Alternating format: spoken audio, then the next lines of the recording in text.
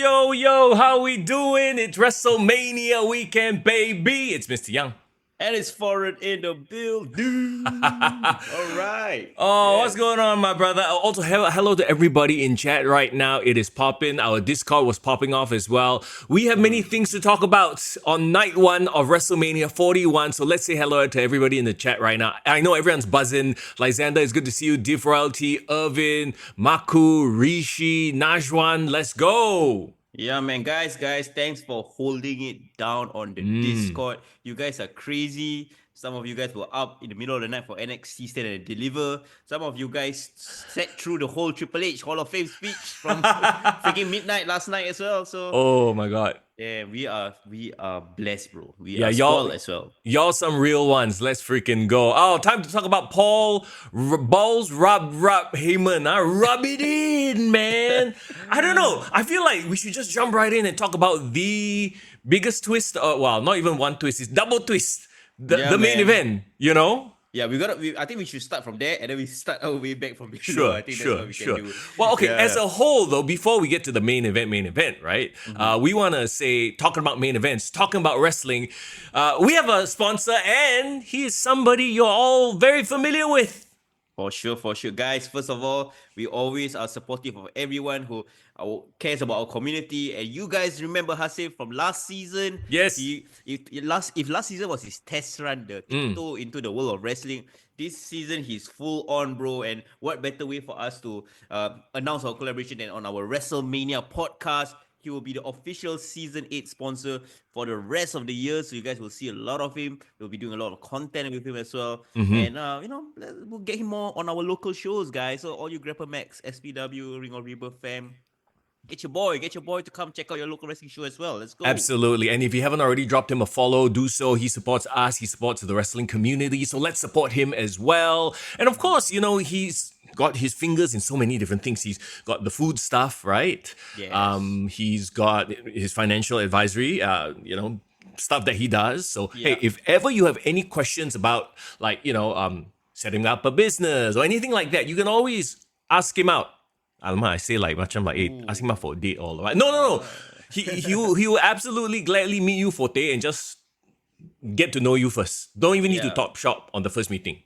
Yeah, man. And the most important thing, guys, you can talk about entrepreneurship with him. You can talk about brand building with him. You can talk about marketing with him. If you want to market your brand, I know see some Sure. of you guys budding content creators out there. And he's here to support us and support our passion of pro wrestling, bro. Bro is excited, bro. He's like, oh, guys, WrestleMania is happening.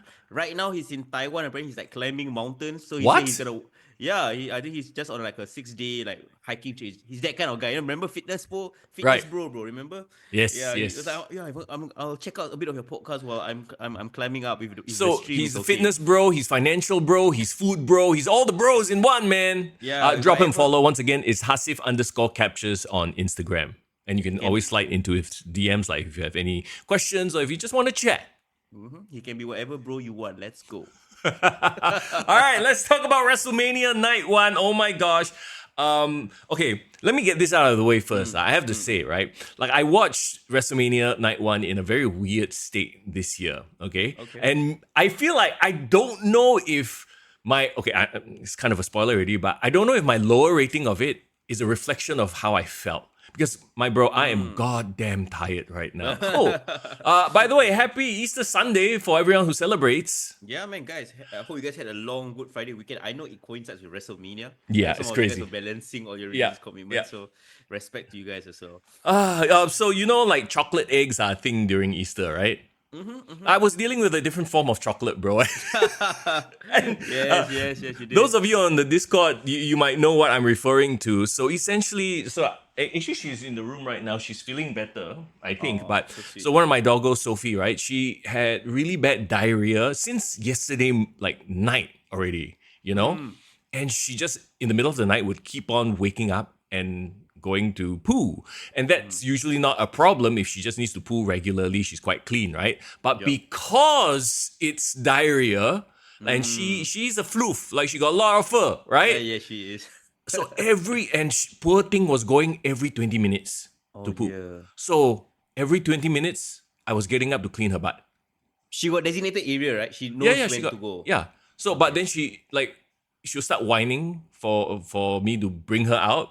And Oh, I also cannot just leave her go out and then let her sit around with her stained fur all over the place, right? Yeah, that's true. That's true. So I essentially have no sleep. And while I was watching WrestleMania, I was also cleaning poo. So I just wanted to set the context of my state of mind while I watched night one of WrestleMania. And maybe that was why I was a little bit more bitchy and critical about things. I have this early reaction. I feel like maybe WrestleMania in its live reaction, like right now, Yeah. might not be how it was intended. Maybe after like a few viewings, or we let the emotions settle down a bit, maybe we can kind of like objectively talk about it. But again, that's the whole point of us coming on the podcast live right after. We want to give our real raw reaction, right? Raw, I see what you did there. I will say this though, night one traditionally is the more tame night. It's like, even though we did have the twist at the end, right? The double twist at the end, usually night two is the big, like, whoa, big finish, big finale. So I'm not going to say, oh, this year's WrestleMania was a bit of a letdown because we haven't seen night two yet. But again, it's the same I felt as last year. Night one was a bit like, underwhelming.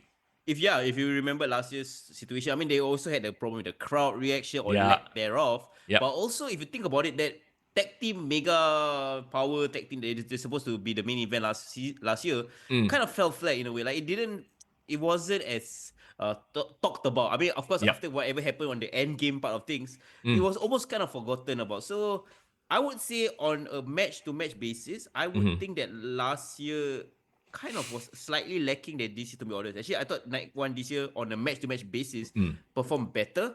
Don't forget, Jimmy and Jay also was in night one last year. Oh, yeah. Well, yeah, exactly. Wow. One of those two was in a match this year. And also, to that point, right, last year's night one was a setup for night two, right? This year, it's its own story. So it feels a little bit more conclusive, even though we had more wrinkles instead of a conclusion. And that might be my gripe with it. We didn't get a conclusion. We got akan datang.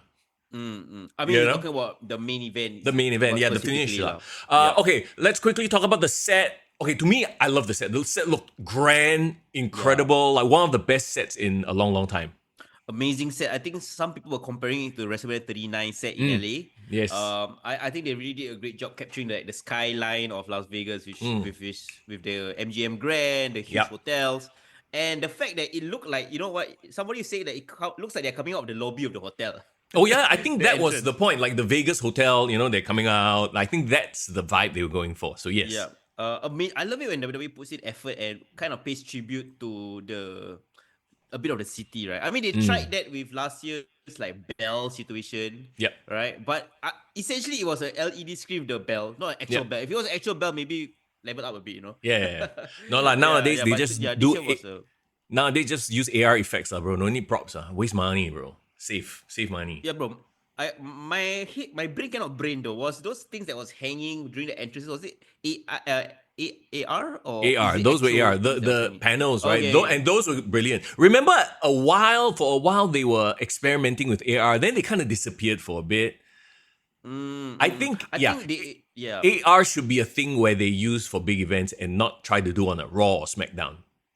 Yeah. Every time, remember there's one time they had remember Randy Orton had the AR of like the snake coming down.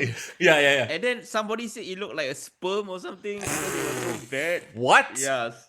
There was one of the WrestleMania entrances where the snake was on the stage, like the screen on the stage. Yeah. So if they do it right, it's nice. I think today they use it very minimally, like kind of supplement or enhance the experience as opposed to it being distracting. Right. Wait, so Lysander says it was legit panels. Were they? So did they retract up and down? Because I feel like I didn't notice them for most of the match, but only during the entrances. So maybe they were retractable light panels. Najwa and Irvin says they were legit. If they are legit, right, is it how like they set up VAR? So if you know about football, right, VAR essentially are pulled up by those like invisible strings that is like, if you really can't see it, but then it helps to kind of fly the cameras around. Is it a same rigging situation where it can be like kind of like set up as people walking past? Could be. Because Allegiant Stadium, like Irvin says, is very new. Yes, the last time I was in Vegas, there was no such thing as Allegiant Stadium. So yes. Okay, so that's the set. Hall of Fame, very quickly. I watched it. It's very hard to beat the Paul Heyman year. because Paul Heyman's speech was so good. He set the bar so high. And I think Triple H's speech was the best, obviously, all the stories and The use of Metallica. Yeah, so wow, not just that too. They got Lady Gaga on one of the promo packages. Was the Jade Cargill package? Oh yeah. Which no, it was Tiffany and Charlotte. They got a Lady Gaga song, so they are spending some of that money to pay them royalties. Hey, Tony Khan, there's a new, So, new people in the game using splurging on copyrighted music. I mean, the fact that they can bring the freaking Weekend 6 years in a row. Yalah. And I'm still not happy. 6 years of contributing songs, but the Weekend never appear on WrestleMania. Come on, TKO. bro. This is the power of TKO, bro. Okay, can I say this though? I'm very tired of Fiend. Every week I hear Fiend way too much. Really, I got sick of it so fast. I need Cody Rhodes to beat the Fiend out of Travis Scott, bro. Come on, bro. Like, damn. Yeah, and I'm not a fan of that song. But can we also say, if there's one thing that I think this Hall of Fame did right, was they finally brought it back to a banquet ballroom setup. That's, I think, what a lot of fans say was lacking in terms of the extravagance of it, The ring, the sort of like last time when they did it, like after SmackDown, you understand why they did it, but also it didn't feel like an awards night. It felt like, we just add on extra thing after the show. And then people were tired after SmackDown. Yeah, it felt almost kind of thrown together because literally the ring was collapsed while all the workers were changing the shit. People had to be streamed in wearing their clothes. It felt a bit of like a game show kind of audience. It did. But the thing is, the setup was nice and perfect.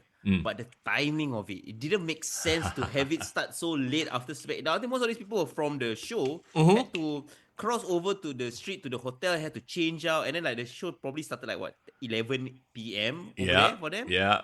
And it was super late. And then they even joked about it. Shawn Michaels had to go off to prepare for NXT Stand and Deliver, which I haven't watched. I'll probably... Every year I do this. I cannot tahan the marathon watching. Like, I know some of you, my hat's off. If I wore a hat, I would take my hat off to you. You can watch, Stand and Deliver, Hall of Fame, SmackDown, WrestleMania all in a row. I cannot, bro. I will die.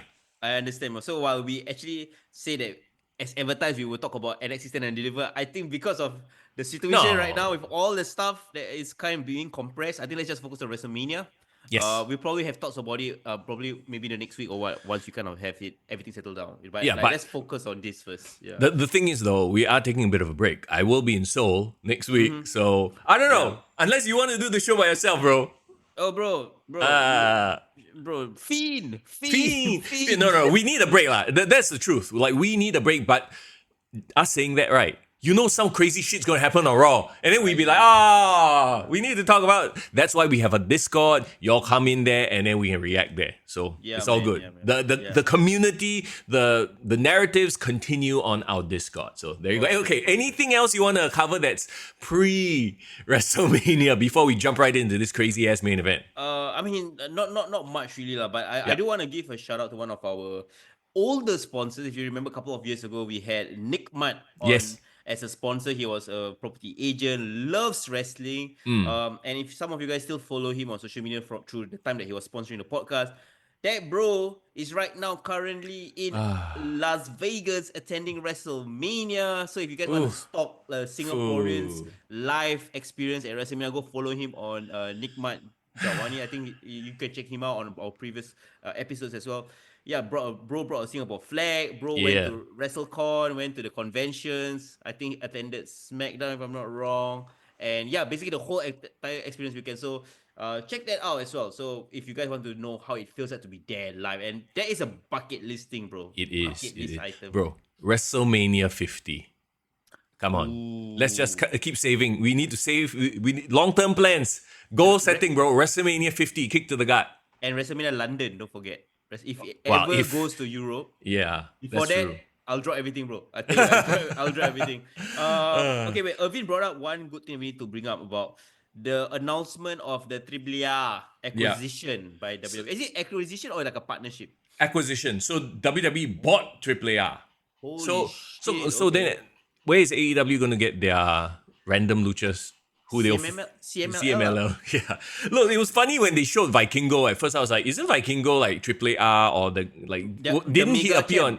Yeah, didn't he appear on AEW like a bunch of times with Omega? Okay, here's the interesting thing. So the AAA, their main title is like the AAA Mega Championship. Please correct me, all you wrestling experts, if I'm wrong. And that was held by Vikingo for the longest time. Remember? Yeah. Didn't he defend the title against Kenny Omega?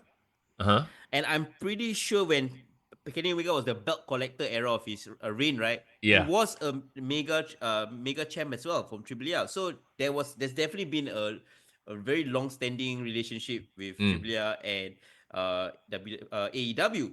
Yeah. But on this is coming out on the heels of AEW announcing that they have a partnership with CMLL for Forbidden Door. Right. So it now makes sense that this was probably in the works already. AAA is like, we cannot partner with you all anymore. So, bro, this is like if a wrestling war, these are the big bosses choosing all their allies. Oh my Spanish God. allies, you know what I mean? Yeah. That's pretty huge. And Irvin brings up a great point. Is New Japan next? With The Rock wearing the New Japan shirt, like WWE. Hey, this is like old Vince buying up territories. Now they are buying up the wrestling companies from all different countries, lah. Yeah, but the thing about the AAA thing that is cool is that it can act as a feeder system in Mexico. Yes. That has a direct pathway. Because previously, if you did all those great things in AAA, probably you won't get noticed by WWE. Correct. Right?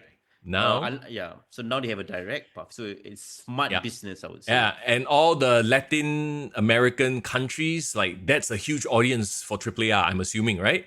Yeah, and one time if you can send out a Stephanie Verker to have a one-off match, some of the luchador, this Dragon Lee not enough TV time and SmackDown, no worries, calm down. Yeah, so it's like what they're doing with NXT. They send some of their talents maybe need a refresh or a rebrand, whatever. Send them to NXT, or now you can send them to AAA. If they buy New Japan, send them to New Japan. Oh my God, bro, it's wild. So my question is, if they're gonna pick sides and choose sides, right? Like what? Like they need to start like kind of booking and choosing their allies, because if not, WWE is gonna snap up all other feeder brands, and then what's left for AEW? Because AEW I think still have that New Japan partnership and that CMLL. So what else can they do, right? But the difference is one is a partnership. This one is full on acquisition from what they said, right? So it's like a ring of honor equivalent deal. Yeah, so they bought them and all the all their library, I'm sure as well. They're making big money moves, baby. So don't forget, as part of the announcement, they will have a Worlds Collide event. I think happening sometime this summer. So yeah, look out for that as well. Wow, exciting stuff, yeah, exciting stuff. Okay, I wonder if terrorists make them do it. Stop it, lah. Okay, come. Let's talk about WrestleMania 41. Let's talk about the main event. Straight off the bat. Okay, so to be honest, a lot of people are saying that this was a one-match card.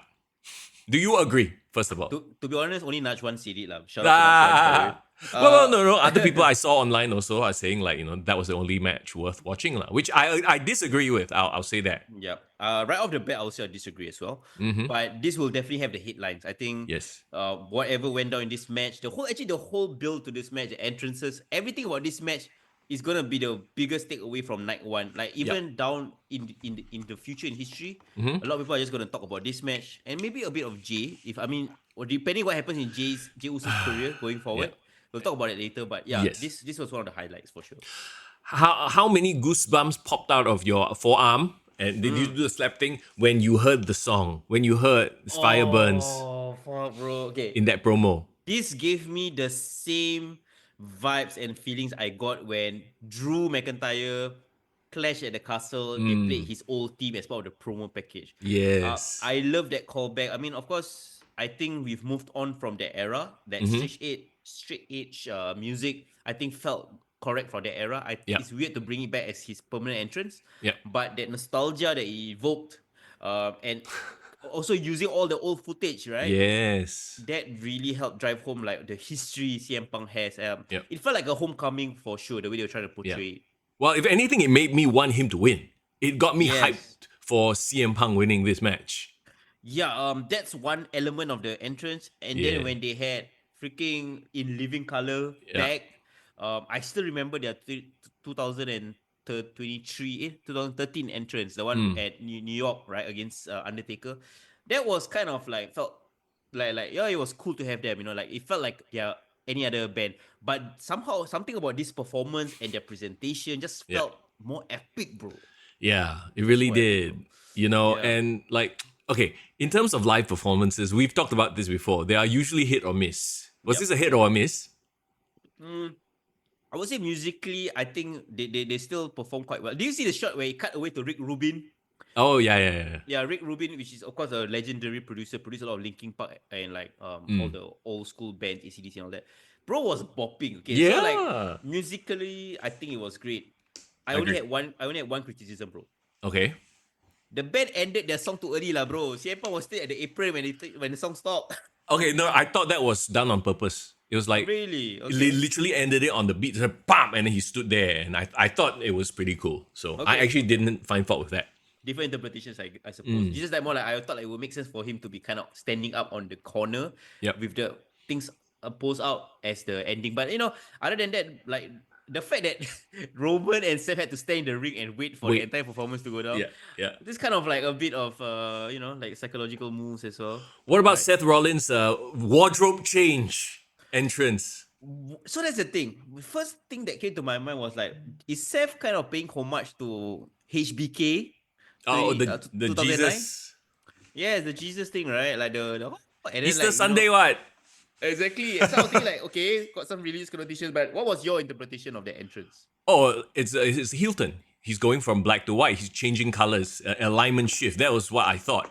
Ooh, okay, but he started off as white and then went to black, right? No, he started off as sorry. black. He was Oh, wearing sorry, this. sorry. He looked like garbage bags, some Oh, yeah. Lady Gaga garbage bag outfit, and then the lights went out, and then he became Jesus.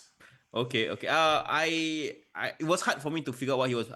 My only takeaway was like, oh, he's gonna try to predict the fact that this is gonna be like a banger, like okay, like the second coming of HBK. So I like that interpretation, I guess. But I just had a feeling, bro. Like, Yeah. do you realize the last 1 week the groundswell of support for Seth has suddenly went up?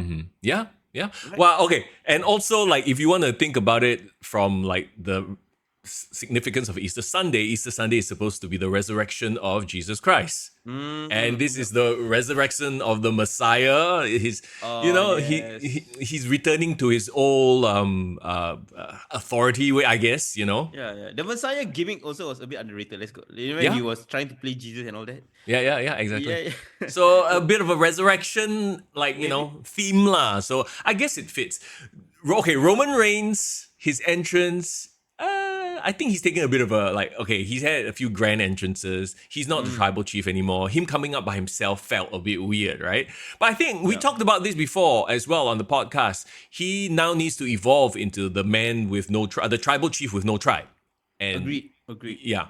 And you brought out a great point in your predictions as well, talking about that. The fact that this is his first WrestleMania where he's all alone. He's walking into WrestleMania all alone. Yeah. And that hollowness, I don't know whether that's the right word to describe it, but the fact that he is all alone and it felt amplified by his entrance. Yes. It was just him. There wasn't any epic orchestration or like live band. Like last year's one was amazing. Yeah. No Jimmy, no Jay, no Wise Man, no Yeah. Tongans, no nothing. But not gonna lie, when he was walking, there was a close-up shot from the side as he was walking down the ramp, bro. Bro got aura, bro. He just pops off my screen, bro. Yeah, Come on. I mean, look, at the end of the day, he just, exudes vibe and aura, right? So that's all he needs.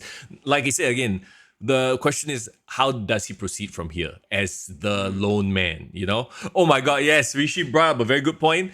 And, okay, so I've always considered teeth whitening, right? Yeah. Because, I could have whiter teeth, right? I'm a little bit older already, so they've gotten stained. But I always think to myself, like, when you go on Instagram and you look at these, like, people's photos, and you look at, confirm they made two and they whiten the teeth digitally, right? Because it's too white. Roman is like that in real life. Like, there's such a thing as too white already, his teeth. Bro, I agree. I mean, there's this one footballer in formerly of Liverpool, Roberto Firmino. Those people who know will know lah. This guy purposely made his teeth super white because he just like that pearly white teeth. Oh my God. It's to the point where it's distracting. I agree, bro. Yeah. I agree, man. So every time he grunts and, like, you can see he's emoting, right? He's doing what he's supposed to do. Yeah. But then when he shows his teeth, I'm like, oh, wow, shit. It's all I can see. Or when he smiles. Yeah, it's too bright. Like, it's so weird we're talking about his teeth, but it's very distracting for me. Yeah, didn't Randy Orton make fun of his teeth like Yeah. the first time he did it? Like Yes. compare him to like some horse. Mm-hmm. Yeah, I mean, it doesn't take away from how I think about him, but he does. I feel like he can stand alone, like Yep. as this lone man, or like a king without a kingdom kind of vibe. I think that's a really cool gimmick to go towards. But do you feel like his recent interviews and the stuff that has come out in this last 1 week in terms of him promoting WrestleMania has like made people feel like, oh damn, okay, problematic. I don't know, it's tough. Probably who? Rowan? Yeah, Roman Reigns talking about him supporting Donald Trump. That's one of the Oh, things. And then I mean, not just that. I think he also kind of low key announced that he plans to retire or yep. plans to step away from the ring in the next 2 years. Mm, So it feels like he is winding down his career, moving on to other things. correct. So whatever we are seeing feels like okay. Now this is WWE in the process of transitioning away from Yep. Roman Reigns being the focal point. 100%. So maybe he's gonna be like that Highlander that just shows up once in a while and then disappears off into the sunset. And then when he needs to, storyline wise, he'll show back up again. And then they have built-in feuds already. So, maybe honestly, I feel like he's gonna disappear for a while after this. Again, Yeah. And then come back when it's SummerSlam, when it's Survivor Series or whatever. Yeah, I mean, there's so much fallout from what happened, Mm. but with whoever the eventual winner that we're going to talk about, I think the storyline is going to be following that as opposed to Yes. like seeing the reactions from the rest, right? Correct. So the match itself, let's talk about the work. I think the work was fine. I mean, it's Yep. two current, like this generation veterans and one previous generation veteran. And, Yep. there's, to be okay, like it's weird, right? Like I feel like there was nothing bad about the match itself, but there was nothing great that really stood out. Like, do you feel that way? I would put the standard for a WrestleMania triple threat on one match, right? One of my first earliest matches in my Triple H, in my life. HBK, Benoit? Yes. Yes. WrestleMania 20, Yep. the main event, Madison Square Garden. That to me was like the epitome of like a perfect wrestling triple threat match. Yes. You have three very clear, distinct styles, right? You had Yep. the brawler, you had in Triple H, the ring general, and then you had like Shawn Michaels, which is all about the athletic, the crazy stuff. And then you have like Chris Benoit, which is like the technical masterpiece guy. Yes. So every time all three interacted, there's such a distinct wrestling dynamic, right? I think that's what makes a triple threat work. It has to have three very distinct wrestling styles. Yep. The thing about this match, and maybe you can share your thoughts as well and build on that. All three have very distinct personalities and characters, but all three kind of feels the same in the ring. Okay, so I see where you're going with that train of thought. I mean, it could be argued that Seth is like the HBK, Roman is like the Triple H in terms of their wrestling style, and CM Punk would be the more technical one. But those three are more blended in with one another, as opposed to the other three, the Triple H, HBK, and Benoit. Those were more very specific skills types. You know what I mean? Yep. And the differences is what makes the match stand out. Because Yeah. I felt like a lot of this match, the great things about the match is when they kind of course copy each other's finisher, finisher spam and all that kind of nonsense. Finisher kickouts. There were a lot of those. Again, Yeah. WrestleMania, you get infinite finisher kickouts apparently. Yeah. They love doing that, right? And I don't hate it because it's like a very modern way of telling an epic story. But again, like the in between moments, I just felt like their move sets are very similar. Yeah. The way they wrestle is very similar. So I do not know whether that is a reflection of the previous time there was two very similar wrestlers wrestling, right? Where you talk about Jimmy and Jay. Sometimes the moveset are two the same, that it becomes too Bro, blended. I don't know. that one is, they are two the same and limited. So Different. but yeah. Okay, so there was another point, a plot device, I suppose, that they employed to make this stand out. They finally broke the new reinforced tables. This is the first time. They saved it for them, right? Yeah, agreed. Did you think it was a moment? The table a bit cute lah. It doesn't have the impact of like the original tables. So, okay, I want to ask you, like, because when they did it, I was like, oh shit, they finally broke the new tables. But then it didn't have the impact that I thought it would have. You know what I mean? Like, I don't know why I felt a bit underwhelmed. I thought maybe I was just fucking tired. Yeah. I mean, I can take a step back and talk about the story that they were trying to tell. Remember Mm. at the start of the match, CM Punk was like stepping out of the ring and like trying to Yes. say like, oh, both of you are gonna like, Y'all be in fight, y'all cahoots, fight. right? You all Yeah. fight first, you all fight first. And then like, I think they paid off that tease in the match when like eventually Roman Reigns and Seth team up together to take out, CM Punk. Mm. So the actual impact of the table, I think wasn't as important as like, oh, okay, this was the story that they're trying to tell. So I was focused more on that. But Mm. I do get that the table doesn't have that same impact because every time you do a table spot, right, it really feels like a big deal, like previously, Yeah. lah. Yeah, Yeah. and the fact that they've saved the breaking of this new table for such a long time, and then when it happened, it didn't have an impact. I think, to your point, it's because it wasn't built up to that. The match was the match. I feel like they should have just saved that table spot for something else then. Yeah.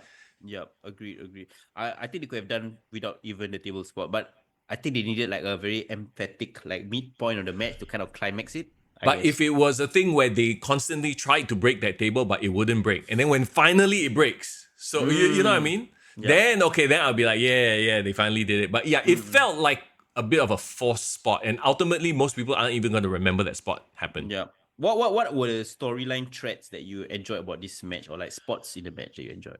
I mean, they've done it before, but you know the spear into the pedigree. This was Oh perfect. yes. How perfect was it? It's like a video game, bro. Like he literally dove, and none of it looked.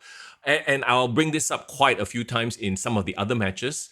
Spots that looked choreographed. There were Yeah. a lot of them. Unfortunately, that looked perfect. Like, oh, he did it. I counted and it looked like seamless. This is what Correct. I'm talking about when I say you have three veterans who can make everything look good. And I'm not, by look good, I don't mean everything looks perfect. You know, sometimes you need matches to be rough around the edges, but it doesn't feel like I'm helping you or you are helping me. That's what a great wrestling match is, right? It has to look not perfect, imperfect, Yeah. because that's the whole point of like combat, right? When you Mm. simulate combat is not perfect. People will struggle to a Yes. submission, or people Yep. will hit somebody not like not perfect, but it kind of catches them, and then it's the way they sell. Mm. I agree with you. That was an amazing thing. I think a lot of people thought like, oh shit, that this could be the finish, and then it was a Yeah. false finish, and people really popped for that moment. So that's really good. So yeah, nothing much to say in terms of like the actual match mechanics. Mm. Do you want to talk about the ending though? The ending. Okay, very quickly, let's bring up Irvin's point of they made a match without a clear heel going in and they made it work. I agree with that. We talked about this last week as well, how they've basically made a match with three characters as opposed to a heel and a face. Three people that will have fans and detractors. That some people love Roman. Like, you know what I mean? It's not like Dom, everyone will boo Dom. Or Charlotte, everyone will boo Charlotte. You know, in this case, you got people who have fans on both sides, and some people love all three. I agree. I think that makes it work as well. Like all three had certain reactions at certain times. And they can do it because they all have legit motivations and backstory and lore for it to happen, which is why the ending was a bit annoying to me. Okay, let's go there. okay. Because I know people are like, oh yeah, remember Seth is owed a favor by Heyman. Everyone kept bringing that up.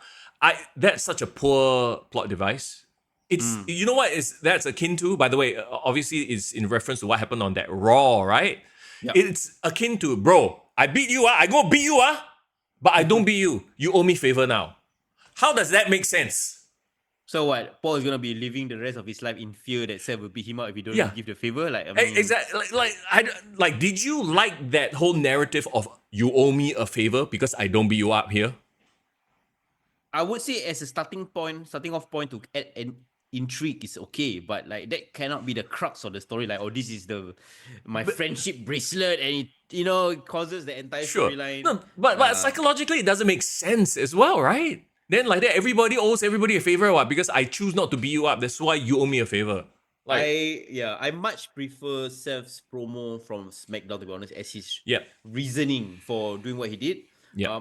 I prefer the one where he said that if it was CM Punk on top, it was Roman Reigns on top, they did not know anything about sacrifice, they only care about themselves. Yeah. I have been the epitome of sacrificing for this company, Sure. putting the company first. No. That is story. I rather they focus on that. Yes. That's the reason why. His motivations are very clear and well defined, and it's great. It's this alliance to Paul. right? Yeah. Okay, what I immediately thought when the double swerve happened was it feels like a Vince Russo booking. In that they are Mm. swerving for the sake of swerving to give you that to how do I put it? It's like either way, it was going to be obvious. So let's do the third option, which makes no Mm. sense. But once it happens, because it makes no sense, people won't expect it. And therefore, it'll be like, whoa, and then people talk about it. Then we'll go back and explain it next week. Correct. You know what I mean? So it's the explanation and the justification that will make or break this angle. Yes, correct. If like, okay, for example, like for the shock factor, oh my god, they're alive. Why would they alive? So all of us are now asking the same questions, right? Yes, yes. Okay, when they're able to justify the alignment, like for example, it's John Cena's Hilton, shocking, right? Mm.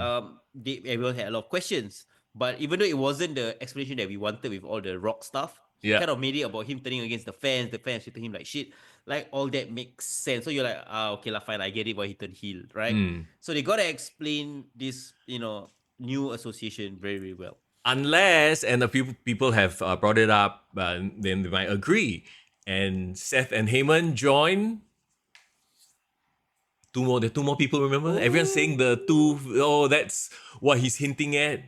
Oh, Just okay. sit back and watch. So, like an and alliance thing? sort of reforming the authority, if you think about it. And Seth has a history of aligning himself with the people in charge. And The Rock is on the board. So it kind of makes sense, right? And then you like have Paul Heyman. And Paul Heyman has a connection with The Rock, right? I like that. I really like that a lot. You know who else should be part of that stable, bro?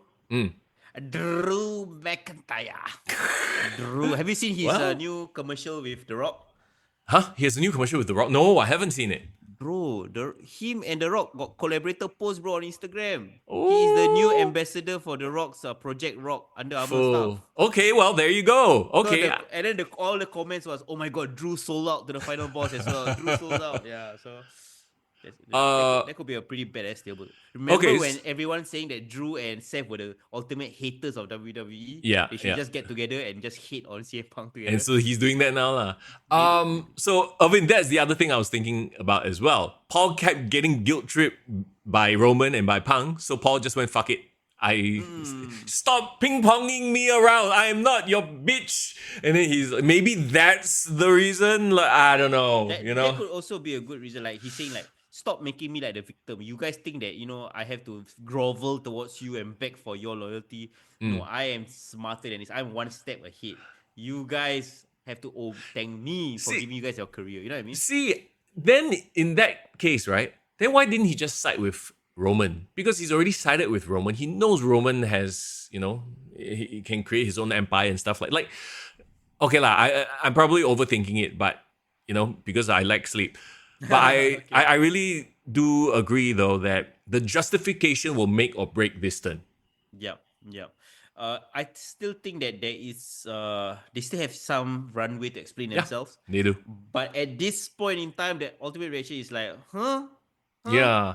Okay. But, yeah. I kind of miss the moments where WrestleManias were, especially the main event, is like a resolution. Because this is not a resolution. Going back to what I said earlier on the podcast, this doesn't feel, this pay-per-view didn't give me a sense of, okay, storyline resolve. No, this is next season cliffhanger sort of a thing. I think they started doing it when they made it 2 shows or 2 nights. Like they had to make night 1 like a reason enough for people to want to watch night 2 to see what else happens, So I don't know. But I mean, technically, night 2 doesn't link into night 1 in this way anymore, unless, of course, we're talking about Seth and Paul joining Rock lah. We shall see. I have a feeling that that's a very huge possibility now that you guys mention it. And I just feel like while this was a great main event, it felt like you said, I'm comparing it to past triple threats that I put high on the pedestal. Yeah. When I was watching it, I felt the emotion. I felt like, wow, this is great. Like best WrestleMania, best triple threat. I think I wrote it down on the Discord. But now thinking about it, I was thinking like maybe I was kind of sucked into the emotion. Now taking the step out of it, logically looking at it, there were some plot holes and they were trying to push storylines. This feels like main event of like a SummerSlam or like a pay-per-view in between that is supposed to push the storyline forward. Actually, that was exactly what I was thinking when the show finished. I was thinking in my head, why did it feel like a, like like an Infinity War and not an Endgame. Which is, I guess, what they've always tried to do with Night One. That's what happened last year as Yeah. well. Like I said, though, it is only night one. So, Diveralty says that this was a whoever wins, it will be an unsatisfactory ending. I disagree, Lay. I think that CM Punk hugging Paul Heyman victoriously at the end of the night would have been a very satisfactory ending. And then you have Roman sort of sitting in one corner, jealous. Seth died somewhere, you know. Yeah.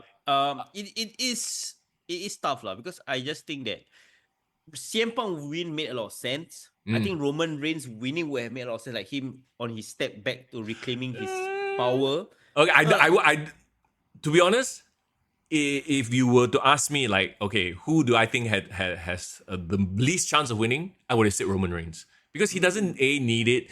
B, like you said, he's already hinted that he wants to leave, so I think he's going to step into that. He's there to make other people roll as opposed to be the guy. So this is the beginning of his come down from the main event. Correct. But he already has the aura and vibe, so it's fine. He can make other people now. Now he gives back. It's so wild to think that this guy has lost 2 WrestleMania matches in a row after being undefeated for so long. Yeah.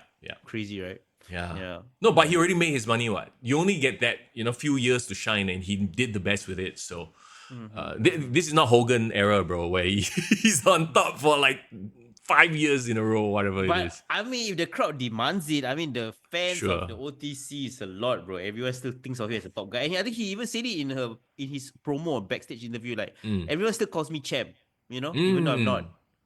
So I agree though. I really agree. We'll have to wait and see then, huh? All right, let's talk about the other matches on the card. The one that kicked off the night, as we all guessed it, and then they announced it earlier as well. It made sense, right? So this is one of those cases.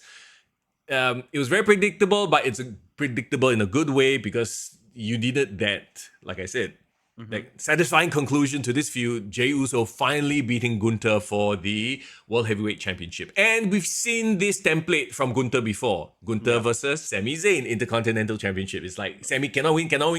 Finally wins it at the big one. Yeah, agreed. I mean, it works. The formula works. That's why you're using it, right? My favorite thing about this match, where I was pleasantly surprised, was that I thought this was a great wrestling match. I did. Okay. Are you using a bit of hyperbole when you say great? Like, I wouldn't say it was great. I would say that it was one of the better Jey Uso singles matches because Gunther was there, but I would not say it was great, bro. So that's why I wanted to complete my sentence. Okay, this was a great wrestling match for Jey Uso. Basket you. Hey, retconning your own words, bro. Bro, you never let me finish my sentence, bro. I'm on. I don't know about that. I guess we'll never know. No. Here's what I mean. Like, I thought that Gunther gave Jey his best match. Yes. And I felt Jey stepped up and delivered. Let's be clear, singles match, because he's had banger tag team. He's a tag team wrestler, right? He's always been. But yeah, look, at the end of the day, it's like he's gonna be the Kofi, he's gonna be the Daniel Bryan. He's gonna hold on to this for a couple of months. He's gonna sell a shit ton of merch. Yeet, whatever lah. Yeet shirts. He's a top merch seller after all. But once the whole Yeet thing sort of fades out, then 3-second loss to Brock Lesnar. Oh man, that happens. Okay, no, I don't think it'll be that bad, but you know what I mean, right? Yeah. Do you see his promo? They had a promo video for him building up towards this match with Gunther. The quiet one, right? Yeah, the quiet one. Yeah. I think he's also very self-aware of his perception, right? Yep. Like, what is he without his catchphrase? What is he without all that? And then I think his take away or that the thing that pushes it is like, oh, at the end of the day, it's just me who's like, I'm the one that can make the difference. Yep. I like that. Yes, and him winning without Jimmy was also very important. Yeah, and it, if he had Jimmy out there, I think it would have taken away so much from his win. The finish, a lot of people say it was flat. Some people are like, why Gunther tap so fast? What did you think of that finish? I thought it was kind of flat too. I was listening to the post show before we came on live, and I think Wade Barrett was trying to give a great justification, and I was like, I can see that. Wait, what was his justification? Like, he didn't want to get choked out? Yeah, you heard that, where I think when Gunther realized that he was in his like finisher hole of like the sleeper, and he felt like he didn't want to suffer the embarrassment of getting choked out, he would rather tap out. I don't know about that. it feels like a UFC thing, you know? You should probably tap out before you get your Yep. ankle broken. It doesn't work in wrestling, I feel. It makes the person who taps out that fast look like a bitch. Remember when Brock Lesnar tapped out to Kurt Angle, and then for the next couple of weeks and You months, tap. people just kept chanting, "You tapped out."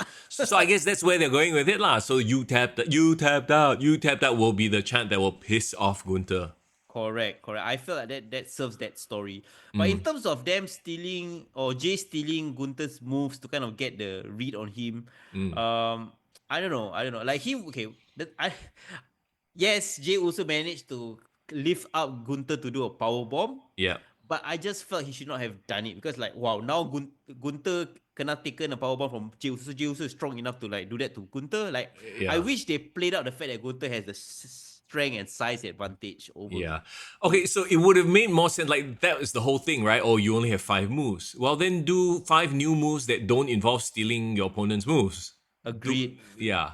Remember when John Cena tried to prove his wrestling doctors wrong and started doing freaking Hurricane Rana la. Yeah. So that's what you shouldn't do. Don't try to do moves that don't make sense for your character. Like didn't he do the Cody Cutter lah? Essentially, didn't he do a Cody Cutter as well? Yeah. He jumped on the roll and that no link to his character. Yeah, bro. And he looked so clunky doing it as well.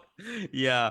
But I think what Jay could have done, and I think they tried to tease that at the beginning. He tried to chain wrestle with Gunther at the beginning. Yes. Right? And then kind of stop out by a chop. I think if I'm not asking Jay to suddenly become a technical marvel, do a Bret Hart, right? Yep. But I think be a bit more smarter with how he did his moves. Save up the super kick for a one-off at the ending stretch of the match. Yep. Just introduce more things on his arsenal. If he debuted a new move, right? I think we were like, wow, okay, that's a great move. Let's use it more, you know. Ultimately, though, it was the right. I mean, like you said, like we all said, like it was a good match for Jey Uso standard because Gunther elevated him, right? It was the right result. The finish felt a bit flat, but sure, whatever. I think they did it on purpose to give Gunther that whole, you know, like, oh, you tapped out, and Gunther's gonna move on now to bigger and better things, hopefully. Would you have preferred him to do like a big ass switchy music style super kick to end the match, like a sudden? Yeah, situation?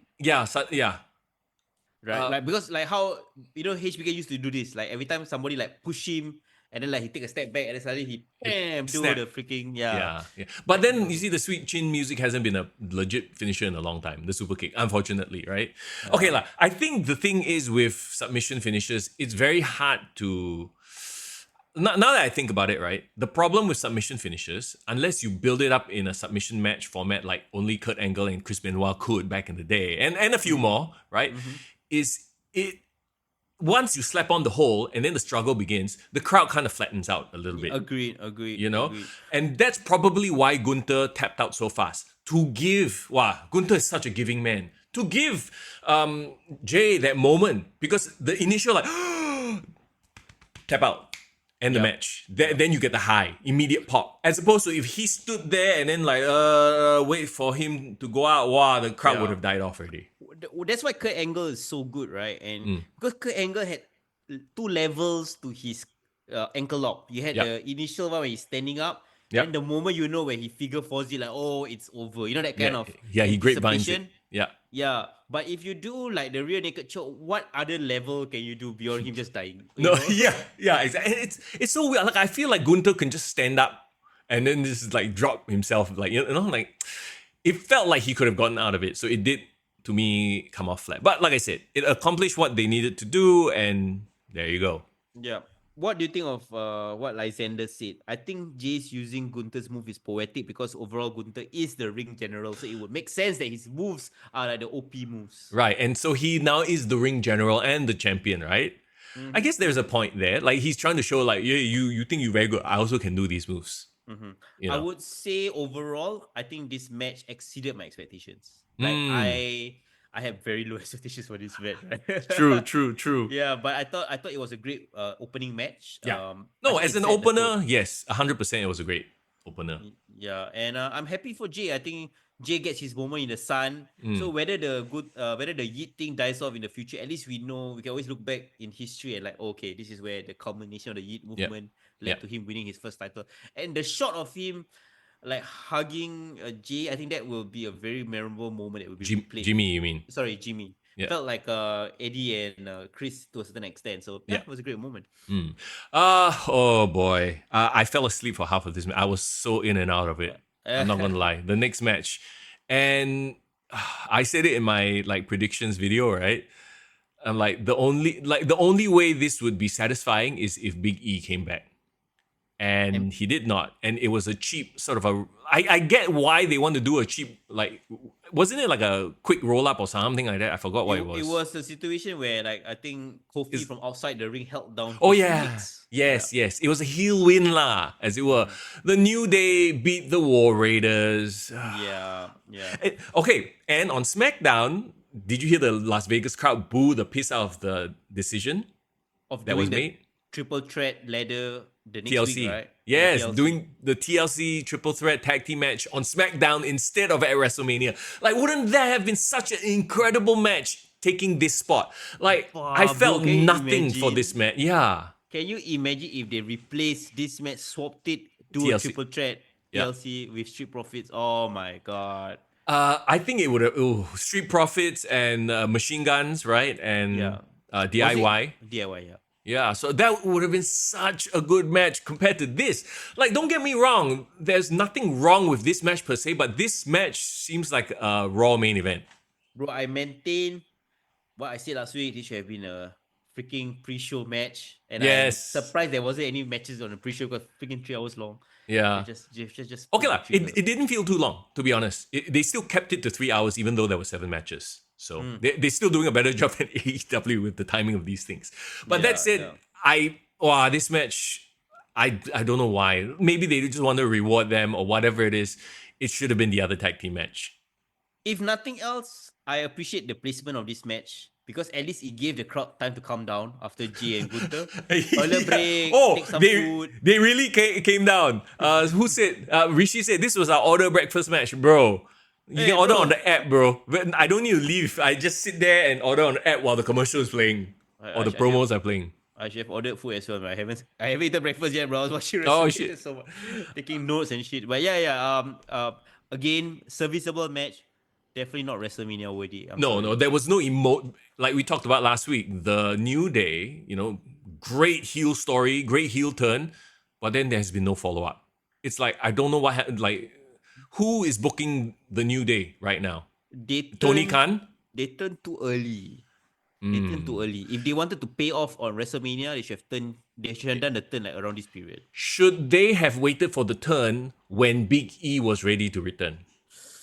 If he ever will return, that's the other big question, right? Yeah, because this feels like when MJF and Adam Cole had to move on from their rivalry because they knew that Adam Cole was injured. So they had to just cut. So maybe that's their way of like just cutting ties with Big E and moving on.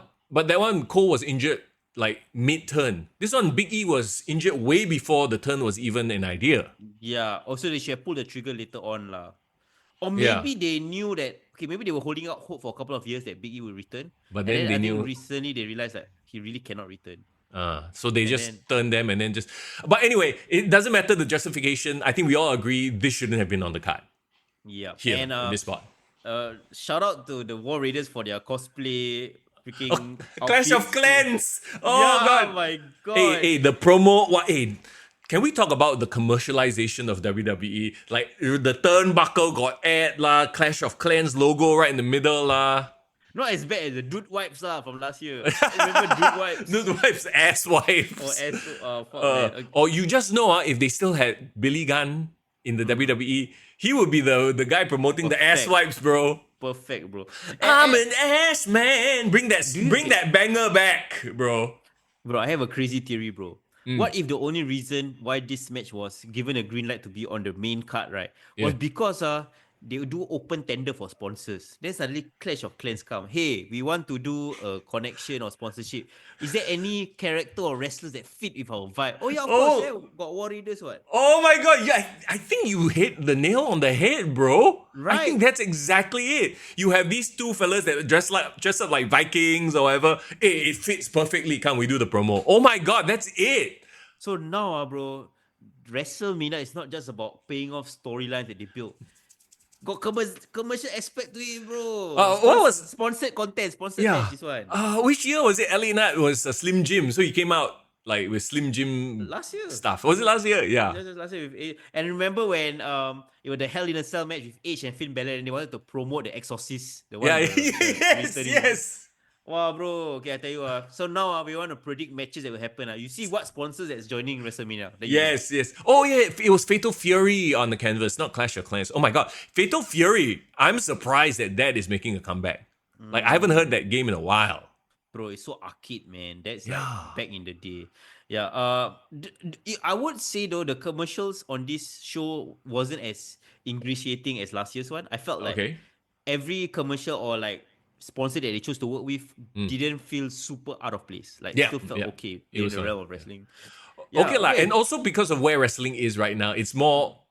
It makes more sense for these connections. Bro, Rishi said Randy Orton selling Johnson's baby oil.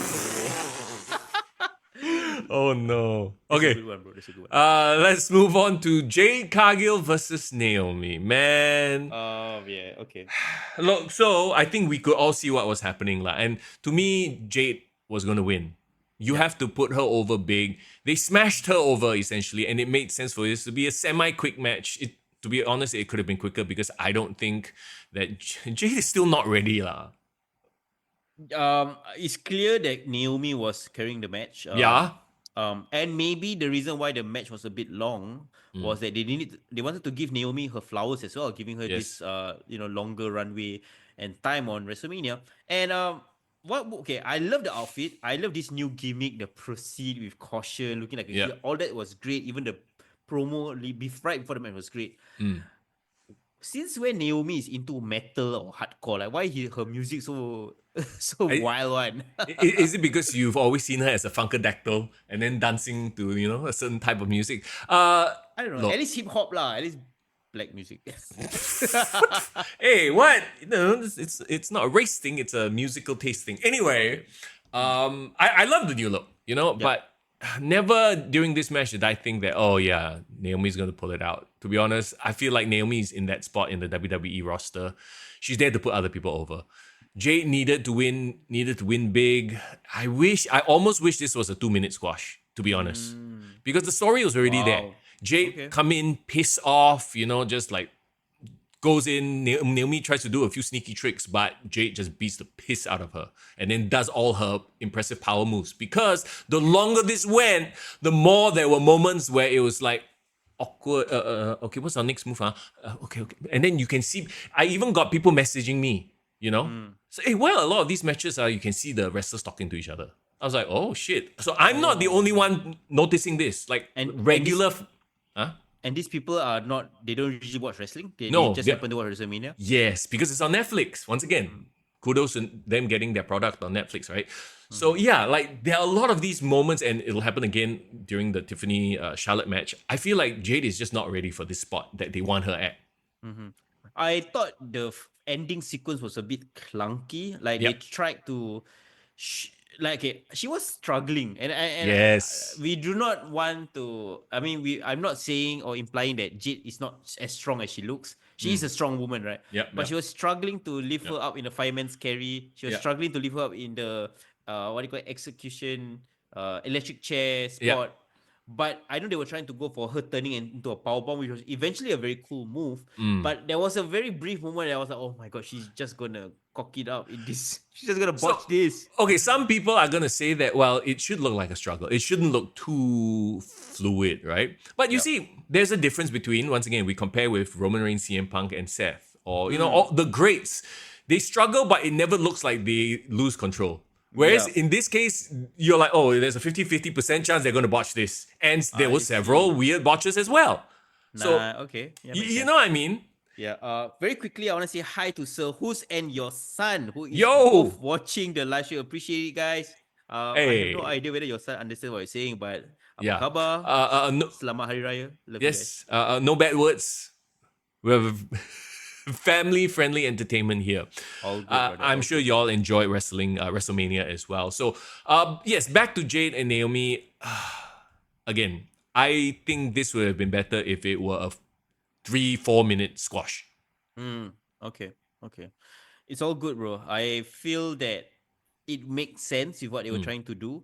And imagine if it was a squash, the internet would just blow up. We'll Yeah. be like, what the fuck? Why you do this to Naomi? There will be Yeah. a lot of haters. I think Yeah. it might have the opposite effect. People will start hating on Jade Cargill for Well, squashing Naomi.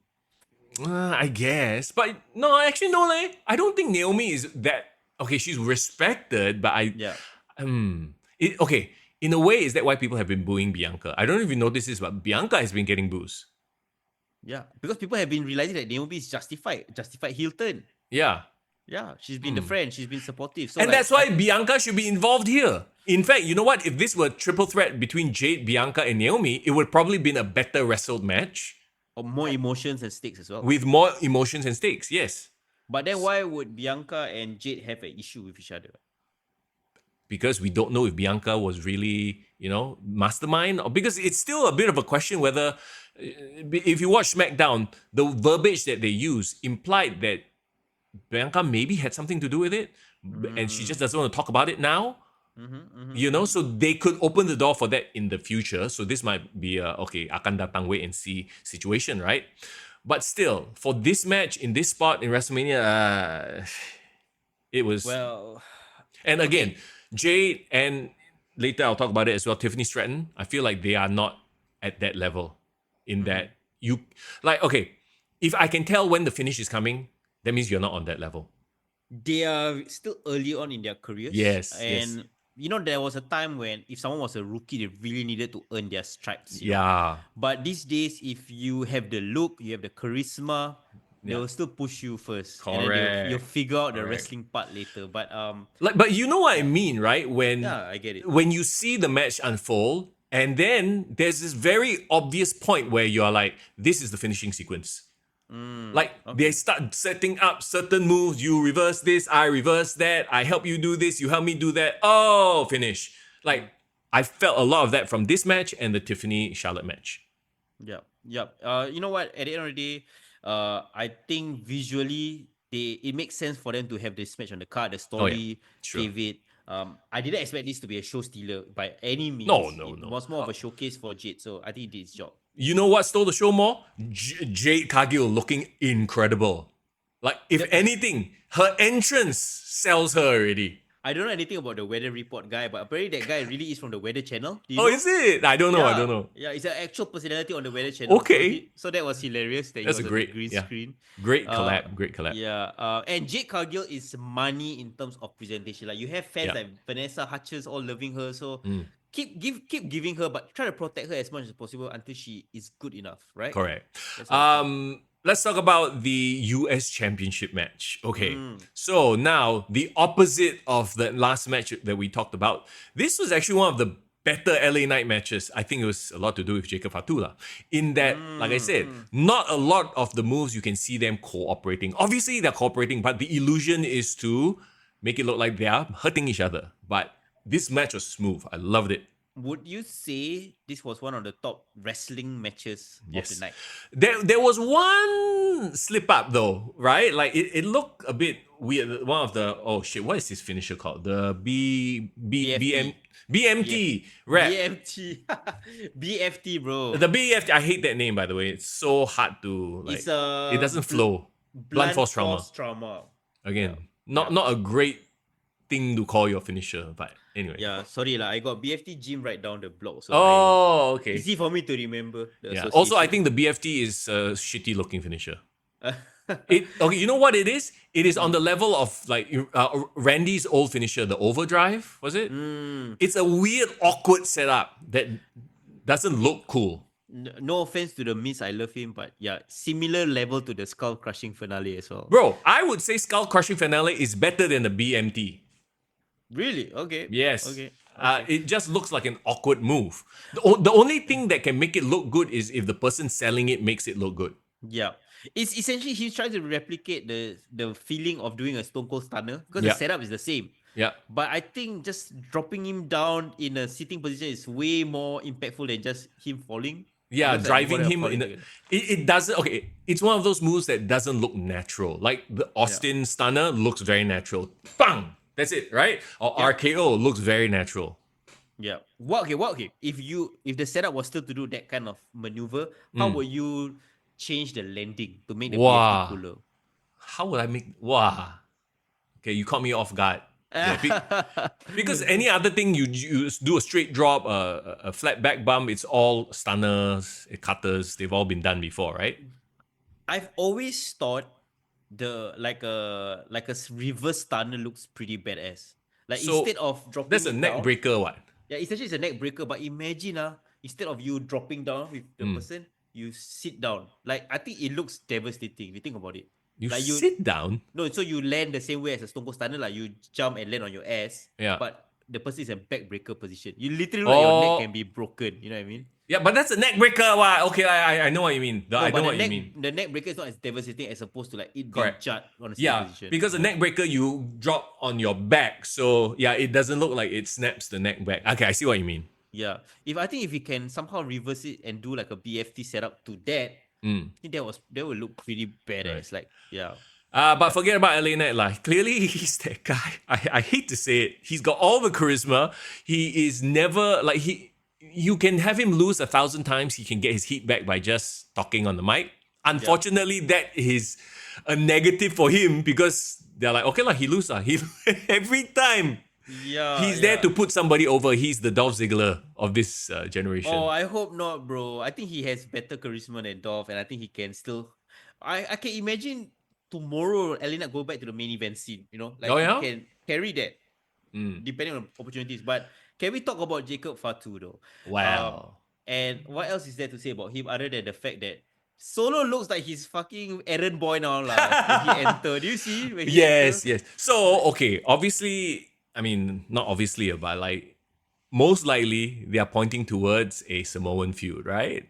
Yeah. A For mini sure. bloodline betrayal because now you have Jacob and he's the US champion and he's the alpha of the group, right? And then Yeah. you have Solo sort of like, actually, I'm the tribal chief. You know what I mean? Yeah, I dropped off, but I kind of dropped off that bad until I had to become the assistant Yeah. now. Come on. So you know, at some point he's gonna turn on Jacob. It's just a matter of when they want to pull Yeah. that trigger.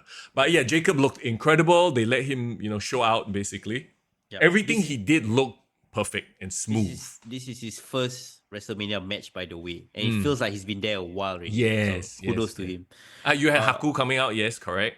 The thing about Jacob Fatu I love is that while he is savage, he does all the like crazy stuff.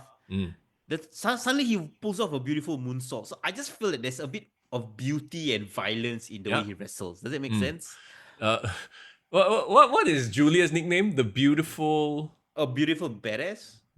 something like that. No, Yeah, beautiful yeah. madness or something. Madness, yeah. So he can be the beautiful werewolf. I don't know, the graceful werewolf.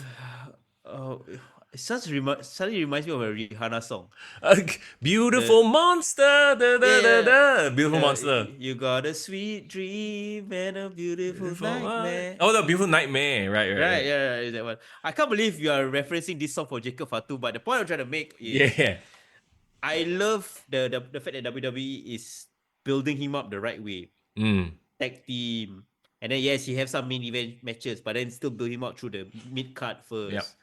I And do then now not want him to be pushed to the moon to the Yes. main event directly. So now he's at that stage where he's got that mid card title. Then we Yes. start building the feuds from there. Correct. And he can be a mid card title holding a title in the bloodline. I know the bloodline is I don't know what is the bloodline anymore. It's not a thing really. It's not a thing anymore. Yeah. But Jacob Fatu can make it a thing. Yes. If they rally around Jacob. So Yeah. Well, okay. Most likely, what I see happening is Tongaloa at some point will come back, lah. Huh? come on. Tribal chief, yes. Our real tribal chief, our true tribal chief. The real low blow king. We totally forgot to talk about this, but okay, let's just put a bow on it. I see big things for Jacob Fatu. This is one of the better wrestled matches on the night. Yeah. You can rely on Jacob for storylines, Yeah. for character, for quotable promos, all gas, no No breaks. breaks. And then the fact that he has all the tools, 5-2 Yeah. player, bro, for sure. Okay, so low blow. I'd be remiss not to bring up Paul Heyman's double low blow, right? Oh, The yes. second one, did you see he low blow, he left, he lingered for a bit, and he started. That's He- not he how really- it works, bro. He really wanted to get extra feel in there, like jingle the bells a little bit more, Bro, exert more pain, bro. Might as well he low blow, then he like, ooh. Low blow and squeeze, give it a little milking. Oh my god, yeah, that was quite. I got nothing to say about You know that. that's gonna be memed The like thing going about forward. Paul Heyman's second low blow, the one on Roman Reigns, right? I think he telegraphed it too much. Do you see his eyes keep shifting? Yes. No, and then he in positioned himself. Yeah, it's like, okay, you kind of saw it coming. Yeah, But come it's on, bro. okay, like it's fine. I rather them try to get it right than tingle his loins. Tingle the loins, bro. There's a Wade Barrett line right there. Yeah. But okay, there you go. Let's move on to El Grande Americano versus Rey Fenix. Okay, we didn't get Rey Mysterio. We got the other Rey. So unfortunate. Do you think this was a bait and switch, or did Rey legit get injured? No, I think Ray legit got injured. Okay. Yeah, because you see, if Ray Phoenix was gonna be the one that was replacing him, and he was part of storyline, wouldn't they have at least teased the interaction between Ray and Ray? Right. They, I mean, yeah. it wasn't part of it. But you know No, what? If they've had some interactions backstage on SmackDown, so you could justify it. But if you want to follow storyline, right? Who is Ray's faction teammate in LWO? At this point, I don't even know already. No, his main guy is the Dragon Lee, bro. Oh yeah, Dragon Lee. So why wasn't Dragon Lee the guy there? Exactly. So I could argue that Dragon Lee would have been a better position, even though he's not as well known as Ray Phoenix. But yeah, so I think they really had to scramble. Very poor thing lah. There's some issues. I heard Bailey also had Injured? the angle, and she's gonna be replaced. Huh? On the match, yeah, I saw. Was it on SmackDown or something else? I can't remember. Oh, I must have missed it. But yeah, I'm looking at the card. You're right. It's Lyra and somebody else. Oh no, I feel bad because this could have been Lyra's big feud moving forward, right? Yeah. So I speculated that Bailey would turn on Lyra, but I guess now they're left hanging. I wonder, could a certain Irish lass be the last minute replacement? Okay, that would be cool. And Yeah. but that would mean they would win. They have the history there. You can't have Becky Lynch. You're referring to Becky, obviously. Yeah, for sure. You can't have Becky Lynch come back, team with Lyra, and lose. That would be super deflating. I mean, your girl getting to be a double champ. Why not? Why not? I Why would not know, behind but I this, would, bro? I would love it. But I feel bad for Liv and Raquel, who Liv- I had my doubts about Liv for the longest time. You know this. Yeah, Liv But- is amazing. Yeah, she's improved. She really reminds me of Trish. In that when she first came in, she cute only lah, whatever lah. But then through the months and then the years of great storylines, her in-ring work has improved, but I wouldn't say it's up there with the Charlottes and the Beckys and the Sasha. Okay, never mind, not Sasha. Bailey's, right? I think Liv is gonna be fine without a title. To be honest, Okay, her yeah. character is good enough. Yeah. Her character is great. I agree. And I agree. even if she loses or what, right? She could play a big part in the Fatal 4-Way. Oh, Tomorrow, right? yes, that's Right? true. That's So true. we shall see about Okay, that. but let's come back to El Grande Americano versus Rey Fenix. That promo package, bro, I died. I was like, somehow, Chad Gable has been given some of the dumbest, stupidest, ridiculousest gimmicks, Yeah, and he's made it work. Give this man his IC title. Give this man his flowers, Made in America. bro. This Bro, guy. hey, Lysander, it's not thank you. It's gracias. Gracias. No, this guy, right, has proven that he deserves to be in the main event. Like I feel you insert him in the main event, he can be the Kurt Angle. Yes. Like he can feasibly win a title because people believes he's legit. People knows he's legit. So even though when he does all the goofy shit, which is the same situation as Kurt Angle lah. Did he have a Yeah. serious run though? Like as a quote unquote shooter? See, that's the thing he's missing. Kurt, he can do all the goofy stuff only because he's established himself as a legit, I will hurt you in the ring, I'll stretch you in all manners possible. technical Bro, god, right? it just takes one angle, bro. Just one time, Chad Gable goes crazy. Chat, Remember that time when chat angle, bro. I have fallen for it. Remember that one time he turned on Sami Zayn and fucking Oh yeah, back yeah, suplex him in front of the wife? yeah, yeah, yeah. Imagine he That does a similar angle and then starts to bloody out an opponent. Straight away taken seriously, bro. yeah, like okay. I think the mistake with him is they didn't establish that first. Like Agreed. they've said he's an Olympian, blah blah blah, but sometimes it comes off as gimmick more than you need to show me by his deeds. He goes in there and has a technical masterpiece Yeah. with somebody else who can hang with him, right? And establish him as that sort of like killer in the ring. But he's a goofy ass mofo as well. Then the goofy stuff works. Yeah. The thing about Chad is that he they straight away jump to the goofy part. So immediately he's established as a goofy character from the get-go. Exactly. And that's why to me he's got a ceiling, unfortunately, when we all know that he has so much more to offer. So to that point, back to the dubbed promo. Oh my god, I was dying. I was laughing my ass off. I loved it so much. I want to rewatch WrestleMania again. I think all of us should. Yeah. Just to kind of see the things that we missed. But this match made me believe that Chad Gable for world champ, like in the next 1 year. Okay, 1 year at least. maybe oh my god, he's gonna be AAA champ. You watch. El Grande Americano is gonna be AAA champ. God. El Grande, bro, El Grande will beat Vikingo. By the way, rare Vikingo appearance. Yes. On the show.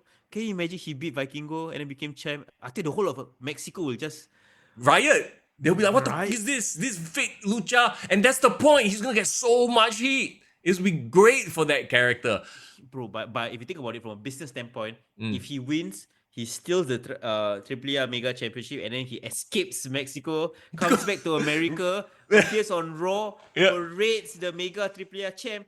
That's promotion for AAA. Exactly. So it works on so many levels.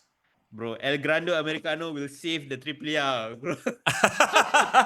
Dude, I think so, man. I think this is a great move. Look, there were some people saying like he should just lose and get unmasked. I was like, no, they just started this angle. It definitely has legs. And now that the AAA thing went through, I think they planned this all along. Yeah.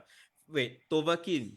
It doesn't work like that. Absolute cinema does not translate to cine absoluto. You anyhow only, bro. It's Kali, is he Google Translate? You don't know only, huh? Yeah, I love the match, and I honestly can't wait to see El Grande Americano go up against all the other luchas. Dragon Lee, you have all the Humberto and the other fella whose name I forget, and then Escobar. Do you think it's a missed opportunity to not reveal Chad Gable under the mask? No lah, of course at not. WrestleMania? Save it for like a couple. Once this angle has so much legs moving forward, right? You can milk this almost unveiled, almost. The WrestleMania moment of him being unveiled. I mean, it is a WrestleMania moment. I just don't know. Like maybe No, the lead up to it would have been too. Yeah, it would have been too short of a lead up. So now maybe he gets unveiled at SummerSlam or it has to be a long angle where, like I said, he goes and steals the title, the AAA championship, right? And then whoever the lucha guy they want to promote is, he will be the one to bring back honor to AAA and Lucha Libre, and they'll do a mask versus mask match, and that will be a huge like moment. If they can carry this all the way to Royal Rumble next year, I want El Grande and Chad Gable to be entrants. Rumble. Let's do it, bro. Bro, when El Grande turned on Chad, that's what I want to know. Chad versus El Grande. Hey, bro, they could do that too. They've done bullshit like that before. There is some conspiracy that one of the recent matches where it was El Grande, right, in the match, there was a clear doppelganger body swap. Because there was one part where you saw the back tattoo, it was Chad Gable's back tattoo. And they swapped it a few minutes later in the match. Another guy was doing a superplex at the corner that didn't have a back tattoo. So some people are like very eagle-eyed viewers. Oh, they are playing the body swap thing. Really? Let's go. I'm here for it, man. I low-key love these sort of these are used to be my favorite type of mid-card feuds where it's like entertaining but also not too over-the-top ridiculous. But the wrestling is going to be good also. Agreed. Well, I didn't realize we're going to spend so much time talking about Rey Mysterio. We barely talk about Rey Phoenix. We talk about El Grande. Okay. Ray Phoenix's intro to WWE, I think we can agree, has been a little bit less impactful than Penta. Yep. Like they've given him wins over mid card and lower mid card guys, yes, right? But I think a lot of it has to do with the presentation in that we just saw luchador presented in a certain way and it's very grand, right? With the very memorable pyro and music. And then you debut Ray Phoenix with no, not even lucha music, generic rock music 5. Like, oh my god, Death Rebel. Do you think that with everything that's going on at WrestleMania, maybe they should have saved Ray Phoenix Yes. to debut post WrestleMania? Yes. Unfortunately, he's a victim of circumstance lah. I felt he got lost in the shuffle. Yep. Like everyone's like, wow, Ray's here. Okay, anyway, WrestleMania. Yeah, no, exactly. That's exactly it, right? Yeah. Like, So, I feel like the only thing that could re-elevate him is when he joins Penta lor. Yeah. Lucha We shall Bros. see. I wish they had a real interaction between Rey Mysterio and Rey Phoenix for him to like christen him as the guy to fight. Yeah. So yeah, we shall see. Ray. Oh my god. Rey Mysterio is like the godfather of the Mexican wrestlers, the luchas now. Yeah, Ray will go back to AAA and do like a promo, just to usher the next generation. Exciting stuff. One of my favorite matches as well. Like the funny thing is, a lot of the mid matches that don't really have huge storyline implications, those were the better wrestle matches. On tonight, right? Yes. Yeah. Okay. Okay, then we have Tiffany Stratton versus Charlotte Flair.